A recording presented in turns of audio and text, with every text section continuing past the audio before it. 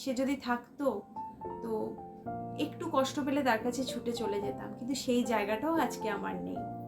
Hello everyone, welcome back to my channel. কেমন আছো তোমরা সবাই? আশা করবো তোমরা সবাই ভালো আছো, আর আমিও ভালোই আছি।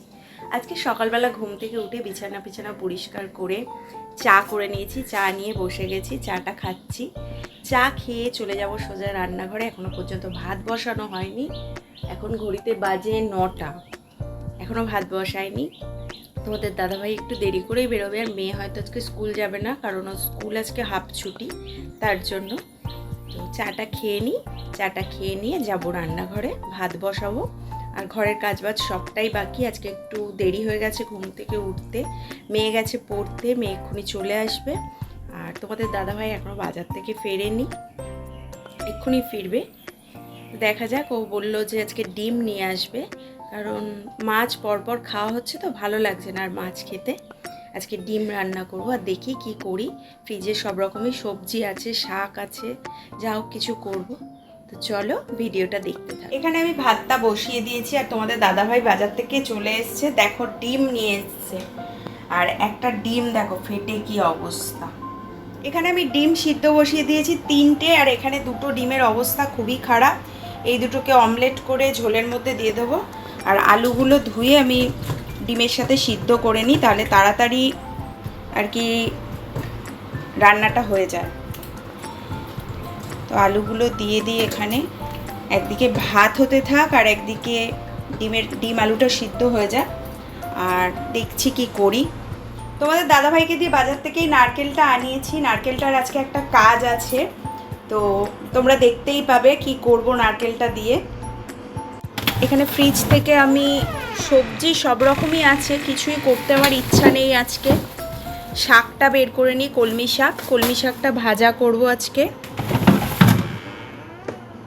ডিমের ঝোল আর কলমি শাক ভাজা, ব্যাস এইটুকুই। আর আমার সত্যি কথা বলতে আজকে শরীরটা প্রচণ্ড ম্যাচে লাগছে, কোনো কাজবাজি করতে ইচ্ছা করছে না।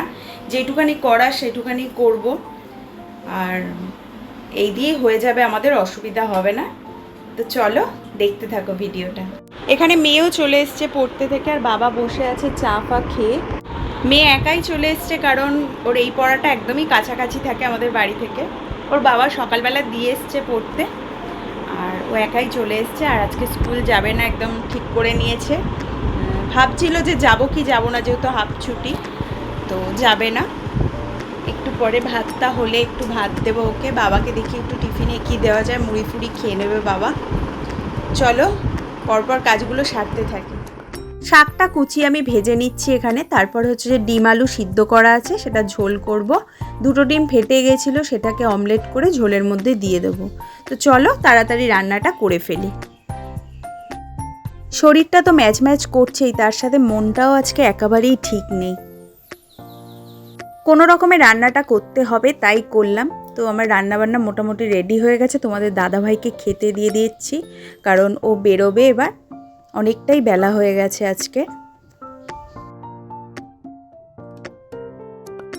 তো রান্নাবান্না তো আমার হয়ে গেছে, তোমাদের দাদাভাইয়ের খাওয়াও হয়ে গেছে, এক্ষুনি বেরোবে।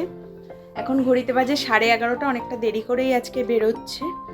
আর আমি একটু ছাতু নিয়ে নিয়েছি খাবো বলে, আজকে সকালে ভাত খাবো না, ইচ্ছা করছে না, এটাই আমি এখন খাবো।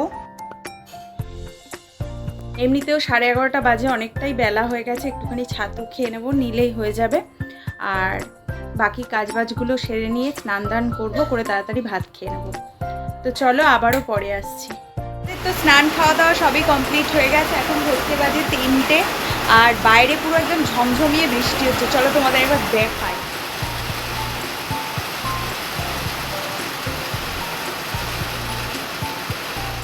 বিকেল 5টায় পড়া আছে, এরকম যদি বৃষ্টি হয় কি করে নিয়ে যাব জানি না, হয়তো নিয়ে যেতে পারবো না এরকম বৃষ্টি পড়লে। আর বৃষ্টি যদি কমে তাহলেই নিয়ে যাব। তো চলো আবারও পরে আস। বাইরে বৃষ্টি একদমই কমে গেছে, মেয়েকে এবার পড়তে নিয়ে যাব। এখন বাজে ঘড়িতে 5:10। চলো মেয়েকে পড়তে দিয়ে আসি, তারপর আবারও আসছি তোমাদের সামনে।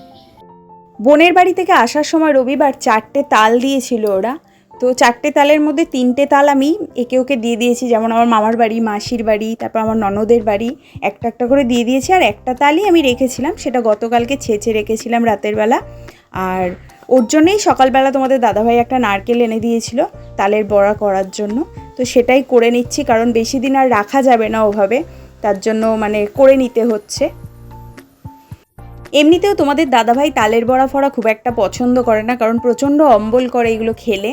তো আমার মেয়ে একটু ভালোবাসে, বাবা ভালোবাসে, বাবাকে তাও এখন বেশি দেওয়া হয় না, কারণ বাবার বয়স হচ্ছে, এইসব জিনিস বয়সকালে বেশি খাওয়াটাও উচিত না, তার জন্য অল্পই খায় বাবা এখন। আর আমি ভালোবাসি, কিন্তু খুব বেশি না, অল্প একটু খেতে পছন্দ করি। তো তার জন্যই করে রেখে দেবো, এবার যখন ইচ্ছা হবে একটু একটু খাবো।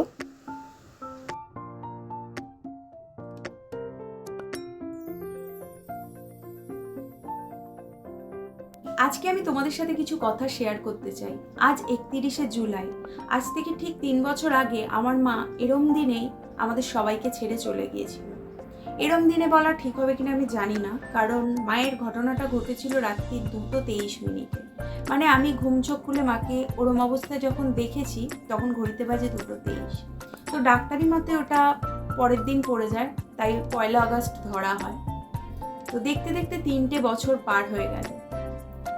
বুকের ভেতর একটা অদ্ভুত কষ্ট হচ্ছে আজকে। মায়ের সেই মুহূর্তের প্রত্যেকটা কথা যেন মনে পড়ে যাচ্ছে, প্রচন্ড কষ্ট হচ্ছে। জানি না কেন চোখ থেকে আর জল বেরোয় না, চোখের জল শুকিয়ে গেছে। দিনের পর দিন কেঁদে কেঁদে কেঁদে কেঁদে না আজকের দিনে আর চোখ থেকে জল বেরোয় না, কিন্তু বুকের ভেতরটা ফেটে যায়। যদিও এই 3টে বছরের মধ্যে একটা দিনও তাকে ভুলে থাকতে পারিনি। প্রত্যেকটা ভালো মুহূর্ত, খারাপ মুহূর্ত, বা কেউ যখন কোনো কষ্ট দিয়ে কথা বলে, সবার প্রথমে মাকেই মনে করেছি। মনে হয় আজকের দিনেও যে সে যদি থাকতো তো একটু কষ্ট পেলে তার কাছে ছুটে চলে যেতাম, কিন্তু সেই জায়গাটাও আজকে আমার মা সিঁড়ি থেকে পড়ে পা ভেঙে গিয়েছিল। তাছাড়াও ছিল তার সিরোসিস অফ লিভারের বিশাল বড় একটা রোগ। আমার মায়ের হাই সুগার ছিল, সুগারটা কন্ট্রোল করতে বলেছিল। আমরা পিজি থেকে লিভারের অনেক ট্রিটমেন্ট করিয়েছিলাম, মোটামুটি ভালোই ছিল, খুব খারাপ ছিল না। তো সুগারটা কন্ট্রোল করতে বলেছিল, না হলে লিভারের রোগ কখনোই ঠিক হওয়ার ছিল না। তো আমার মা কথা শুনতো না, উল্টোপাল্টা খেয়ে ফেলতো, মিষ্টি, চিনি, এটা ওটা, যেগুলো বারণ ছিল তার সেগুলোই খেয়ে ফেলতো। তার জন্য সুগারটা কখনোই কন্ট্রোলে ছিল না তার, যার জন্য রোগটা আর সারলো না। তো যাই হোক, যখন পড়ে যাওয়ার পর আমরা শিশুমঙ্গল হসপিটালে ভর্তি করেছিলাম তাকে। তো শিশুমঙ্গলে তার পায়ের ট্রিটমেন্ট হতে হতে লিভারের ব্যাপারটা যেন আরো বেশি দেখা দিল। তখন পায়ের কথা ভুলে গিয়ে ডাক্তার লিভারের ট্রিটমেন্ট করতে শুরু করলো। কিন্তু ট্রিটমেন্ট করবে কিসের? যদি কিছু থাকে তবে না ট্রিটমেন্ট হবে, ভেতরে সব কিছুই তো শেষ হয়ে গিয়েছিল মার। তো যাই হোক, শিশুমঙ্গলে 20-22 দিন ছিল, তারপর 1 সপ্তাহ ছিল পিজি হসপিটালে। পিজি হসপিটাল থেকে বাড়িতে আমরা নিয়ে আসি 30শে জুলাই। 30শে জুলাই আর 31শে জুলাই এই 2 দিনই কেটেছিল তার বাড়িতে। তারপরে আমাদের ছেড়ে চলে গেল আমার মা। ভাবতেও পারিনি যে এভাবে চলে যাবে। মা ছিল আমাদের ছায়ার মতো। এমনকি লাস্ট দিন পর্যন্ত, যেদিন মৃত্যুর সাথে লড়াই করছে, সেদিনও তার মুখ দিয়ে একটাই কথা বেরোচ্ছে যে তার মেয়েদের কে দেখবে। তার মেয়েদের বিয়ে হয়ে গেছে, একটা করে সংসার হয়েছে, তাও তার মাথায় একটাই চিন্তা, তার মেয়েদের কে দেখবে। তো মা আমাদের আগলে বেঁচে ছিল। আজকের দিনে না প্রচণ্ড শূন্য মনে হয়, কিছুই নেই, সব কিছু আছে কিন্তু একটা বড় অবলম্বন যেন জীবন থেকে চলে গেছে, এটাই মনে হয়। তো অল্প বয়সে আমার মায়ের বিয়ে হয়েছিল, মাত্র 14 বছর বয়সে। বিয়ে হয়ে আসার পর বাবার যেহেতু রোজগারপাতি কম ছিল, তার জন্য আমার মাকেও কিন্তু বাইরে বেরোতে হয়েছিল আমাদের 2 বোনকে মানুষ করবে বলে। আমাদের পড়াশোনা শিখিয়েছে, বিয়ে দিয়েছে, অনেক কষ্ট করেছে জীবনে, অনেক কষ্ট। তো যখন একটু সুখের দিন এসছে, তখনই ভগবান তাকে তার কাছে নিয়ে নিল। ভাবতে পারি না এত অল্প বয়সে যে সে চলে যাবে, মাত্র 49 বছর বয়সে সে পৃথিবী ছেড়ে চলে গেল। অনেক রকমের রোগ ব্যাধি ছিল তার শরীরে।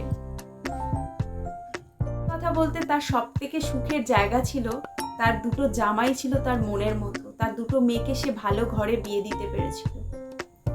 তো তার জামাইরা তাদের জন্য অনেক করেছে, আর আজও পর্যন্ত করে যাচ্ছে। জামাইরা যদি ঠিক না হয় তাহলে কি কখনো মেয়েরা তার মা বাবাকে দেখতে পারে? এটা কটা মেয়ের ভাগ্যে হয় যে মা বাবাকে দেখে বিয়ের পরে? সেটা আমরা পেরেছি। তো এইটুকুই নিজের মনকে সান্ত্বনা দিতে পারি যে শুধু মরণকালে না, তার জীবিত সময়েও আমরা তার পাশে থাকতে পেরেছি। আমার সকল বন্ধুর কাছে আমার এটুকুই অনুরোধ যে আমার মায়ের আত্মার শান্তি কামনা করুন। আর পরজন্ম বলে যদি কিছু হয়ে থাকে তাহলে সেই জন্মে যেন আমার মা একটু সুখের জীবন পায়, ব্যাস এইটুকুই, আর কিচ্ছু চাই না। আর এরই সাথে সাথে আজকের ভিডিওটা আমি এখানেই শেষ করছি। ভালো লাগলে লাইক করো, কমেন্ট করো, আর যারা যারা এখনো পর্যন্ত আমার চ্যানেলটাকে সাবস্ক্রাইব করো না, সাবস্ক্রাইব করে দিও। ফিরে আসবো আবারও একটা নতুন ভিডিওর সাথে। ততক্ষণের জন্য তোমরা সবাই ভালো থেকো, সুস্থ থেকো। Tata, good night.